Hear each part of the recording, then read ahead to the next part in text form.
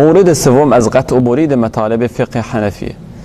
در مورد حذف علامت سوال از عبارت علمای دیوبند و تهمت شرک زدن. كتبت وفي الفتاوى الإمدادية دي إمدادية شو نكتب إن استعانة بأرواح المشايخ أمر ثابت عند صاحب كشف الأرواح. يعني علامة تهانوي رحمة الله عليه الفتاواتنا عيدبتر كأرواح مشايختن كمغ المقلق شبر ثابت داد أهل كشفون يعني ديبتر. إنه بتاع خيانة وذا بارب أو كتاب وذا شون أو إنه وذا صادتر دا آية استعانات وكمك گرفتن از ارواح مشایخ ثابت نه اهل کشم يعني ثابت تامي بلا نعمت له بريام قدرت تش آيات فوق برتر له إن لكم بلا ده شيء دي بايتيا شبر أولقان خيانة تام مسلمان